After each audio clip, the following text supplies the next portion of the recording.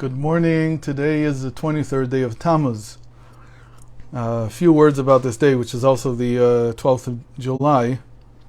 The 3 weeks are really 22 days, because if you start from the 17th and you count all the way to the 9th of Av, 17th of Tammuz all the way to the 9th of Av, you'll see that there's 22 days. So these 22 days, they correspond, of course, to the 22 letters of the Hebrew alphabet, but they also correspond to something that we've mentioned before.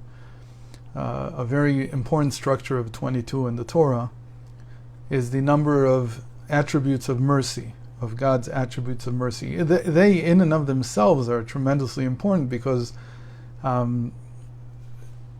supposedly you can't define God, so what does it mean that He has attributes of mercy in the first place?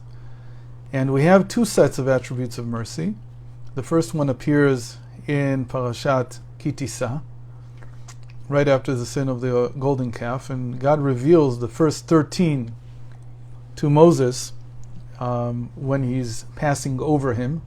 And he says to Moses, "You can see my backside, but you can't see my front," which is usually interpreted to mean that it's possible to see God in hindsight, but it's very difficult to see Him looking forward, meaning that we can appreciate, we can come to recognize that things had divine providence after the fact, but it's very hard to do it in the middle, and even more difficult to do it ahead of time.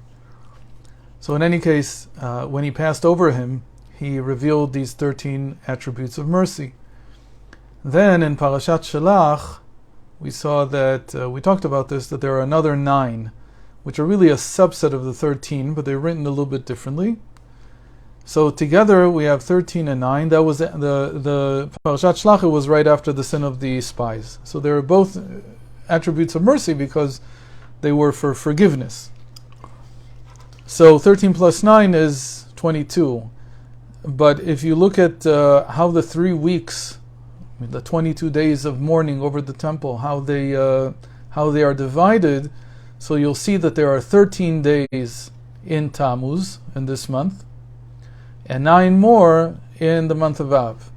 So there's a perfect correspondence here between the two. So another thing that's very important about this is what rebuilds the temple.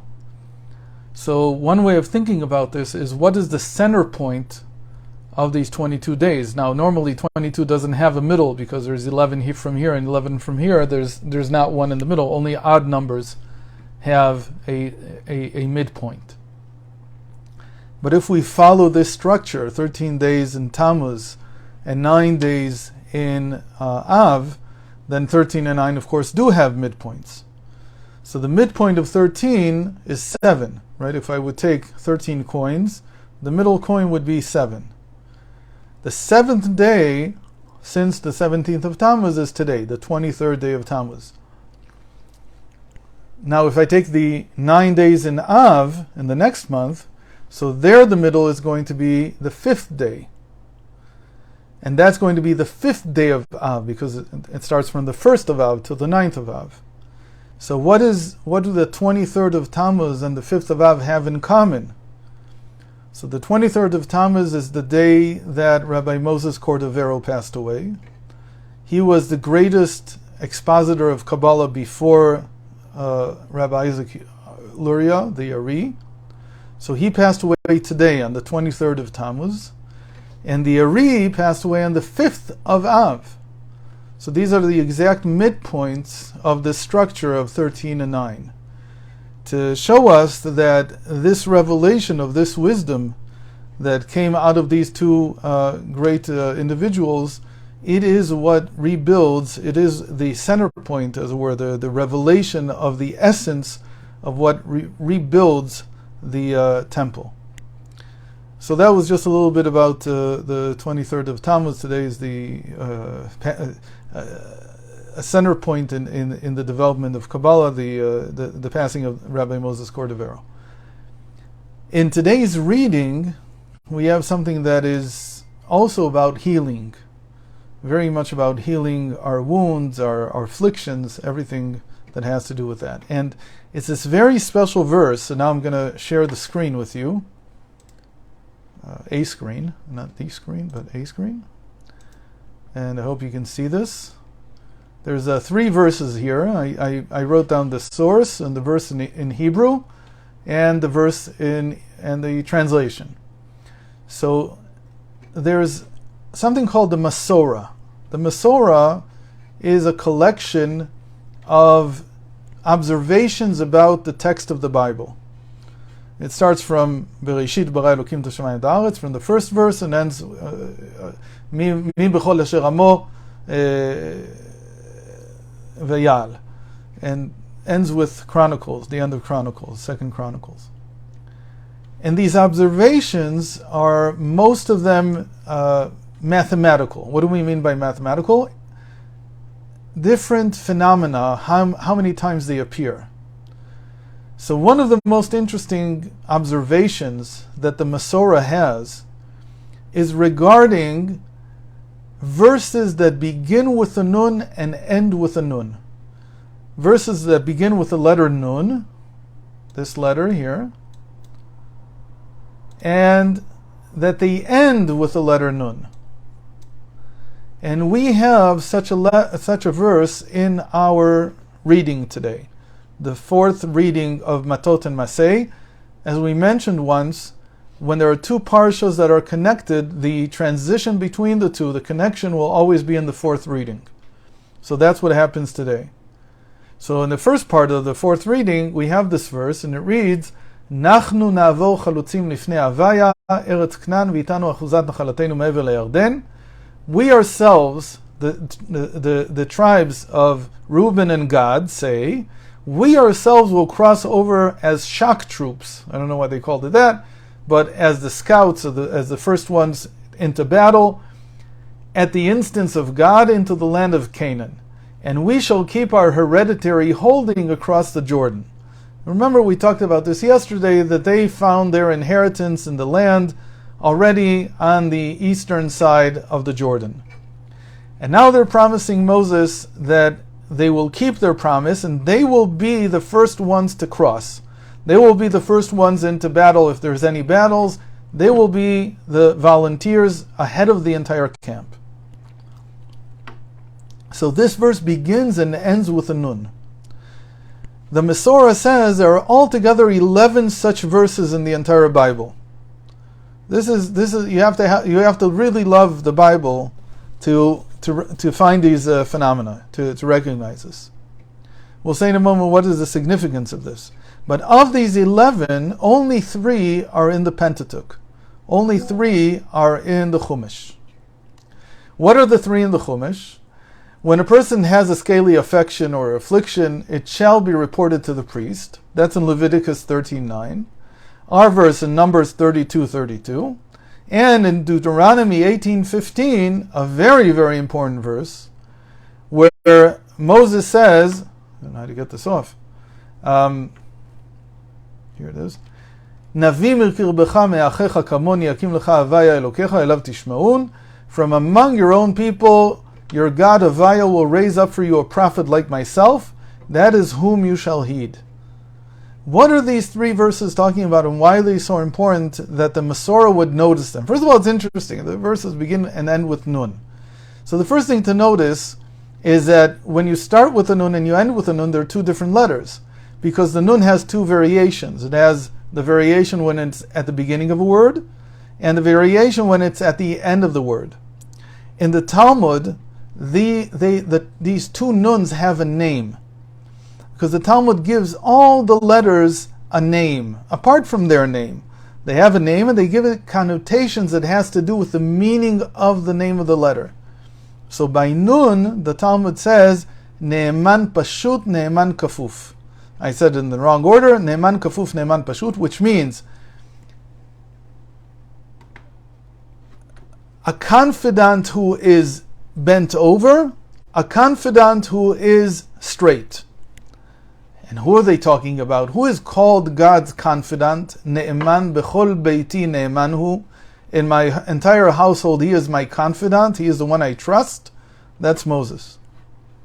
So basically, the idea here is that when you have a nun in the beginning, a nun at the end, a bent nun in the beginning, you see that it's bent, and the straight nun, which is a straight letter, it's alluding to Moses. But it's not just alluding to Moses. The last verse is very clear. Moses is saying, you will never be in a situation in which you won't have an extension of myself in your generation. Whatever generation you're in, there's going to be, he calls it a prophet, because that's what it was called then, but then it became a king, and then it became, like in our generation, maybe it's a Rebbe, maybe it's something else, but there will be somebody like me from amongst your brothers that God will appoint over you, and you will listen to him, you will heed him. So the last verse is very clear. But what do the first two verses have to do with Moses? So remember we said some weeks back that the affliction in the Torah that is discussed, diagnosed, healed is tzarat, this leprosy or affliction of the skin that we'd have no example of today. So it is the sickness. So the first one is about sickness. The second one is about these simple people from Gad and Reuben who say, we will fulfill our promise and we will be the first ahead of everyone else. What's going on here? The sages say something very simple. That when a person is sick, it means that he's missing the 50th gate of his mind. 50th gate of understanding. What is the 50th gate of understanding? We'll leave this moment aside. But the value of nun in Gematria is 50. So we always call it the nun gate. The 50th gate is called Shar Hanun. We say that Moses in his lifetime was not able to arrive at the 50th gate only when he passed away. And when he passes away, he is buried in a place called Har Nevo. Nevo, that word, literally in Hebrew means nun bo. It has 50 in it. So only in his passing was he able to reach this.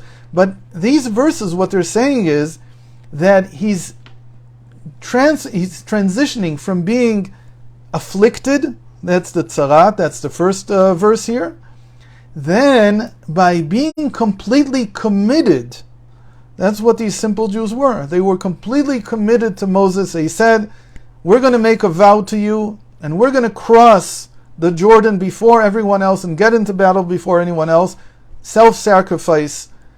And finally from that, you merit to see the Moses of your generation. So you're saying you're going from a state of being afflicted to a state of self-sacrifice, to a state of seeing the prophet who's appointed, or the leader who's appointed in place of Moses. So this is a tremendous thing. In fact, it's so strong that these three verses, what they're describing is a process of healing the mind by attaining the self-sacrifice that's in the 50th gate, the 50th gate of understanding. You're able to heal yourself from being in a state of tzarat, being like a leper, and then becoming like a prophet. Who is it describing? So, according to the Talmud, this is describing the Mashiach. The Mashiach is exactly, the Mashiach in each one of us, as we know in Chassidut, there's this very important principle that every Jew has a spark of Mashiach in them. So the Mashiach inside of us starts off afflicted. He's like a leper. And he's afflicted because he's missing the 50th gate. Then through self-sacrifice he comes to the 50th gate, and then he merits to reveal the extension of Moses, which is also the extension of Moses, not just as Moses of the generation, the leader of the generation, but also the spark of Moses within each one of us. When people are ill, there's a well-known Kabbalistic tradition that they should say this verse in Numbers 32:32 from our reading today. They should say it 11 times in succession. And that's a very interesting thing. Where did they get this? Because they know the Masorah that there's 11 such verses.